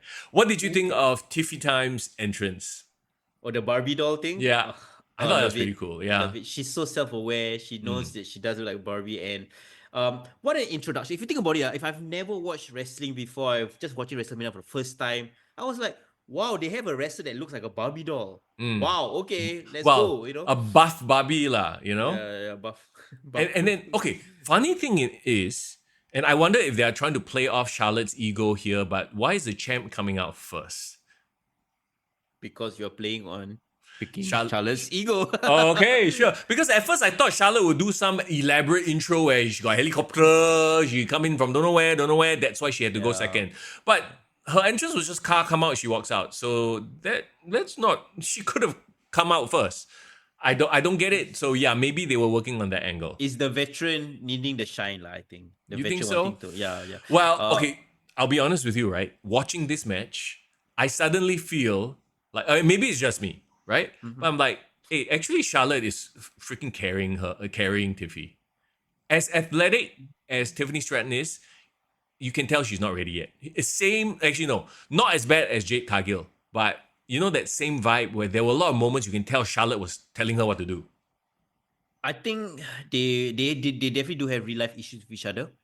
But I think even Charlotte, to a certain point, her ego would not let her have a bad match. Yes. Does it make sense? Yeah, no, that makes total sense. She's a professional, and at the end of the day, she needs to show that, yeah, I can pull off a good match, even with somebody I don't like. Yeah. To me, like, Tiffany has a lot to learn. I'm very forgiving of Tiffany because I feel like she's in the Randy Orton spot at the early part of his career. Yes. If you were gonna write off Randy Orton just for his failed babyface run in 2004, right, we have not gotten the career that he has now. Yeah. But he needed to go through that period. And I feel Tiffany needs to get his cut shown, get shown out in the early part of her career right now with her Charlotte Flair. So that she can learn from this experience, get better, because she already has so much of the physical tools that you can't teach. Like you can't teach her aura. She knows how to present herself. You can't teach that to steal a line. What a throwback. Yeah. So Tiffany, I feel like has all the tools, and she needs to be seasoned with interactions with somebody like Charlotte. She already has Becky Lynch back in NXT. So let her go through this period. And I only feel that she is not deserving if she kind of becomes an asshole and thinks that her shit don't stink. Right. But I don't think so. I think she's really trying to prove herself that she's good enough. Okay, hot take. I think Tiffany should have dropped the title here. I think she does better on the chase.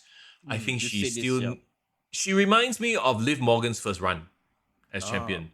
Okay. Oh, blonde, got the look, but in ring still a bit like rough around the edges. She's more athletic than Liv, that's for sure, right?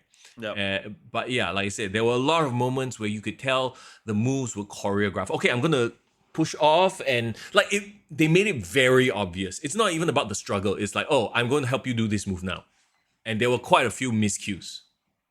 And Charlotte was visibly like at Tiffany. Okay, you do this. So I'm like, oh no. So But you know, yeah, you know what? I think Tiffany winning is a lot to do with the crowd liking her as well. yeah. Like the crowd was solid behind her though. What is okay? So I don't get it. I honestly, I got it. Like elimination chamber last year, I got it, but I very quickly lost the oh, because I find her promos unnatural and grating. The thing is, she's miscast as a babyface. That's a problem. Yeah, like People she was like cool. her. Yeah, Yeah. she was cool as a heel, as a like a bitchy heel. Yeah. She suffers from the MJF problem. MJF was a good heel, got good, people started supporting him, and then for a moment they experimented with him being a babyface. And then afterward they realized, nah, I mean, no matter how well respected or liked he is, or people know things he's good, still keep him as the uber heel. Heel, yes. Yeah. But the problem is, I don't think there's any strong, likable babyface that Tiffany can go up against. She's by default is likable because everyone else is more hateable. Does it make sense? Sure. Yeah. So I feel like I feel like this could be a really good match 3 years later. Yep. Like like Tiffany just needs a bit more. She's that diamond in the rough. Like you talk about like that Randy. It's a great analogy, like that Randy Orton. Like I remember Randy Orton. He had the overdrive as a finisher, and he was like cutting kind of cringe promos. It's just like I don't see what they see in him. But then you give him a couple of years with the right guidance. Holy shit, he becomes the legend killer. He becomes the apex predator, right? So maybe Tiffany Stratton needs a little bit more time. It just felt like she felt like she wasn't ready for this spot on WrestleMania. Very interesting that you brought up 3 years, right? Do you remember WrestleMania 39? You said Rhea versus Charlotte was the best match of the year, right? Yep. But a lot of people forget that that's not their first WrestleMania encounter. Yes. They had their first WrestleMania encounter for the NXT Championship during the pandemic WrestleMania in 2020. That match was good, but you can clearly tell there was a clear difference in level between Rhea and Charlotte. Rhea wasn't. If Rhea had won, she lost the title then because Tiffany won the NXT title on that night, right? I can't remember. Was it? I forget. Yeah, because I know Tiffany. Was it Charlotte won the Royal Rumble but challenged for the NXT title? Oh, and it was the NXT that one. Yeah. And I can't remember whether Rhea retained or Rhea dropped it to Charlotte. She lost. She lost it to Charlotte. Charlotte ran with the NXT title for a while, I believe. Okay. Yes. Okay. Got it. So that's the point. I feel like the 3-year analogy is perfect. I feel like right now, 2025, that is the level that Tiffany and Charlotte is. But maybe 2028, Tiffany will be the perfect time, enough experience to really hold her own. And Charlotte has been there throughout both ladies' careers. Correct. So gotta respect that. Yeah, that's the thing. Watching this match, I actually respected Charlotte more. Like, forget about her, her weird quote unquote unprofessionalism, whether they made it like that on purpose or not. But in the confines of watching this match, I'm like, she's doing a very good job carrying Tiff. And that's why maybe if we listen beyond what the fans think of Charlotte, people find Charlotte unlikable and all that. That's why maybe WWE management always keeps staying with Charlotte, keeps pushing her. Because they know that no matter without all the noise and nonsense, in the ring, she's a ring general. Yes. For the women's division. Correct. So there you go. That's night one, you guys. Again, like we said, it's probably suffering from night one blues, where night one is never going to live up to night two, so it feels a little bit like underwhelming. Yeah. Guys, I'm very curious to hear what is your grades for WrestleMania Night 1. Share with us your alphabet grades, A, B, C, D, your number grades out of 10. Hey, come, we standardize lah, upon 10. Got alphabet lah, you want A1, B plus C3, all this shit lah. No, just give us upon 10, guys, upon 10. WrestleMania Night 1. Right now, I'm going to give it a 6. Ooh. And I think a lot of it has to do with the fact that I haven't slept. Okay. Because my poor doggo is... Okay, hang on. Sophie, come in. Is he here? Say hi. She's everybody please send Sophie some love, okay? This poor thing has been shitting her brains out. Oh, cheers to Sophie, bro. I hope you feel better, girl. Hope Look you feel at a better. sad face. Look at a sad face. Aww, fluffy. She's so fluffy. Sorry. Yeah. Imagine all this floof in the middle. Bro, imagine 5 a.m., 5:20 a.m., 5:50 a.m., Oh 6 damn. a.m. This girl has her butt washed more than, oh my god. Okay, I'm sorry, I'm grossing people out. The butt is cleaner than most guys' butts. Yeah. Is it the diarrhea type or like solid still? Bro, it's I'm gonna Dribbling. ruin it. I'm gonna ruin chocolate fudge for everybody. It's literally like chocolate fudge everywhere. This poor thing. Okay. In the meantime, thanks guys for sending your grades. So Div says Charlotte's in-ring ability is undeniable. I agree there. Lysander 7 out of 10. Div 7 out of 10. Felix Piers. Sorry, am I pronouncing correct? Felix Pierce 6 out of 10. Yeah, Okay. I would give it a 6 as well. I think again, it also has to do with the finish. The finish was a bit of a letdown in that it wasn't a like, hey, satisfying conclusion to a story. It was more of a there's more to come. Yeah, I will give it I would say 7. 7 for me. Again, I need to watch it a second time. Maybe some things I missed out, but purely what carried this event to me that made it interesting was the triple threat, of course. Yes. Best wrestled match for me might be a hot take, might be not. LA Knight and Jacob Fatu, best wrestled match. Wow, To me. okay. Yeah, I just felt like it was such a clean match. I know Brett and Austin was inducted last night. Yeah. But like I just felt like the level of confidence both of them have in the ring and their defined character just made it such an enjoyable match to watch for me. Actually, looking at the card for tomorrow, night 2, there are more potentially good wrestling matches. Okay. Yeah. Funnily enough, you know? We shall see. Yeah. And the match that surprised me in terms of like I thought like it exceeded expectations for me would have been the Jay and Hunter match for me. That one, I'm not. low bar lah. The low bar Yeah. was set low, so yeah. What do you think of like the match quality of Tiffany versus Charlotte though? Wow. See, that's the thing. It's like, I actually don't think it's a bad match. I just think that there were a lot of spots that were very obvious, choreographed. But Charlotte is still, very good in the ring. I would give that a solid 7. Okay. You know? Okay. Like, I feel like Tiffany didn't wrestle or didn't perform up to the level of Charlotte. She's not there yet. Give her 2-3 years. Okay, so what was your favorite match of the night, and what was like you think was the best wrestled match of the night, or it both could be the same thing? El Grande Americano. Oh, okay, no, that match made me smile the most. Like I Okay, was fine. sports entertained the most with that Okay, match and the fine. whole program. I The think package wrestle. itself. Yeah, the package itself. The best wrestle match to me was Jacob Fatu LA Knight. The best Agreed. story, like whoa, what? Of course, the main event. Okay, so we are both aligned here. Yeah, Right. yeah. But again, if these two matches was in another WrestleMania card from last year, perhaps of 39, I wouldn't say these two matches would have stand out. Okay, Yeah, that's yeah, the thing, right? exactly, yeah. So I would say it's the best out of a mid bunch. Yeah. So, like we said, I think tomorrow will be the better night. Oh, but I did bring up one thing in my predictions that I don't know if we've talked about here, right? Like the John Cena Cody Rhodes thing. Doesn't it feel like in the build, they've really only built this on one moment? That one singular moment of John Cena turning heel. Beyond that, there's not much else to that. Yeah. And again, I don't know whether it's a mixture of his schedule, Yeah. but remember when the final boss was around and he was there every week, Yeah, we had so many Yeah. hotly anticipated moments, bro. correct. As opposed to this one where it's just John Cena justifying his actions for 2 weeks in a row. He just come out, cut promo. 1 week didn't Cody beat him up 1 week?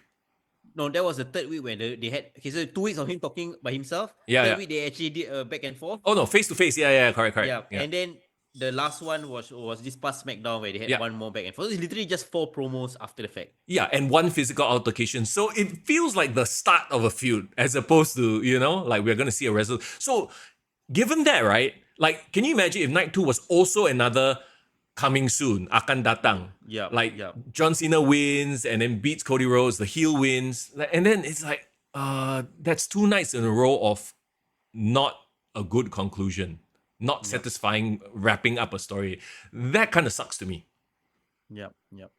Well, I don't know. I just feel like I'm gonna lower my expectations for night 2 because now we know what's the standard. Same. Wow, bro. Okay, it's very unfair to compare to WrestleMania 40 because I feel WrestleMania 40 is just like a monumental moment, Yeah. right? It's like a Bro, decade mania. you came off the back of the bloodline. 2.5, 3 years worth of story, and it paid off in that moment. Yeah, there is no quote unquote 3 year payoff in Yeah. WrestleMania 41. So we are starting off a new era. This is really post Endgame. They're trying to Yeah, build into a new era. yeah, It yeah, may be a few years down the road where we have another really epic WrestleMania moment. yeah. And this is par for the course. I would say this was like a decent mania.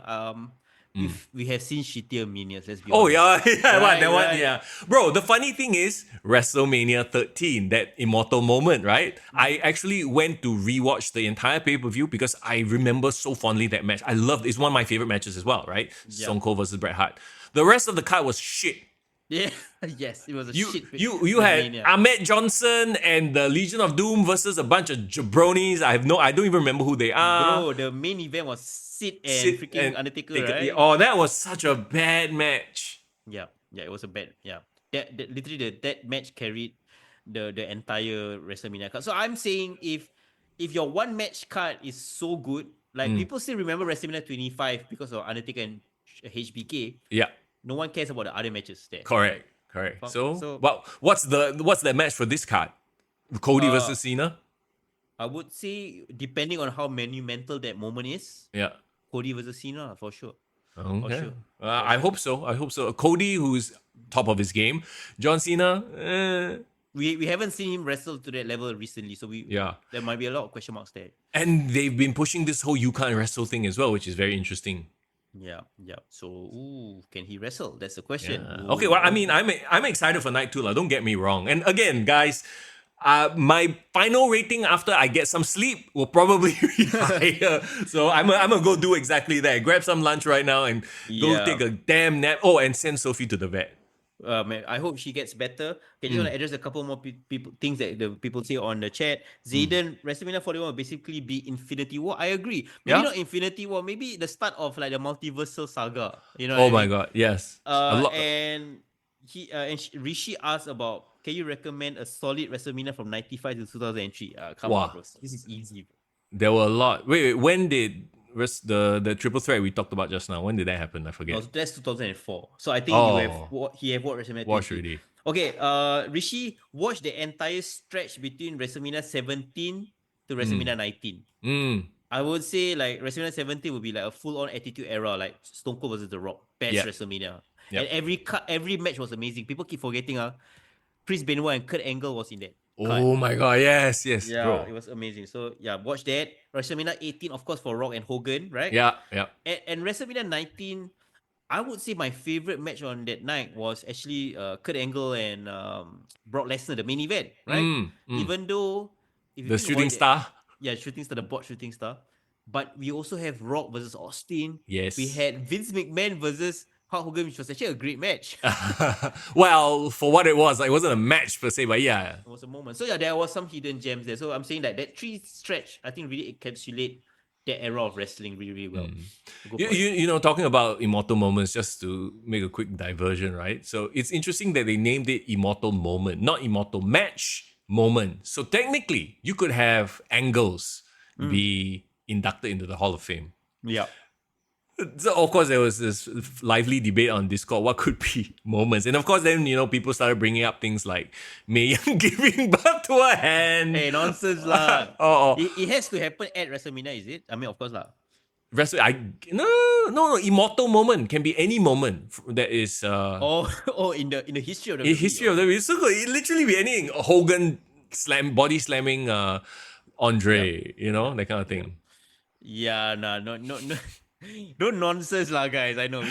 Let's Okay clear lah. all the legitimate moments first. Yeah. The good thing is they just started this, so they have many years of incredible moments to go before they start digging the bottom of the barrel. I think we will be dead by the time they need to start digging the bottom of the barrel. Yeah, when Santina won Mrs. WrestleMania, I think we are long gone by then. Yeah, we'll be dust already, so we don't worry about that. But what do you think about them having the half face? I like it. I think it's cool. Some abstract art shit. I know somebody was like, I think Irvin was like, so what happens if they have a fatal four-way as a moment? They got four heads Four so feet. big. I'm sure every year they will commission some cool abstract artist to do it. They can figure it out. Bro, serious question.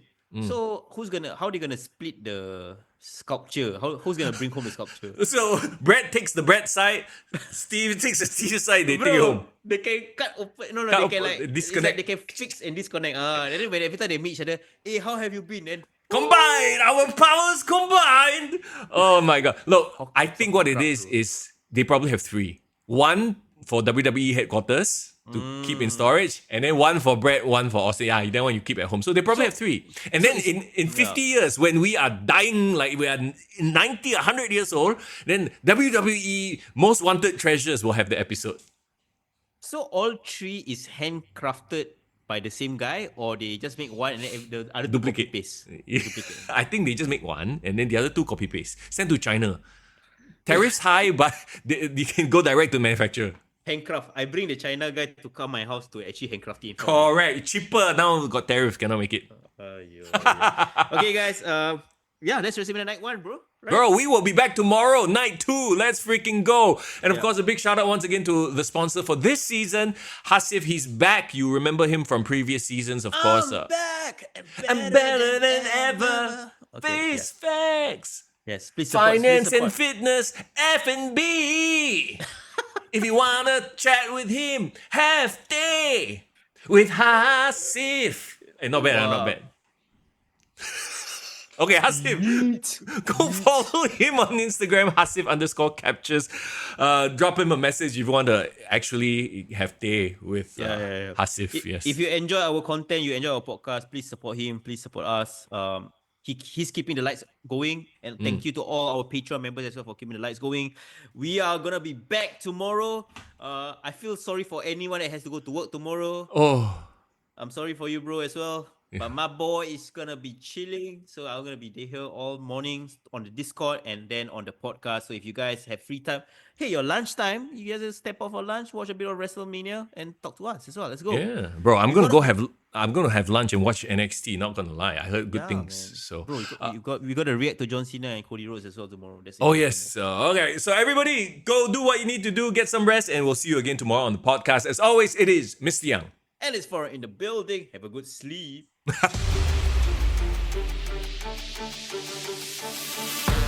Let's go.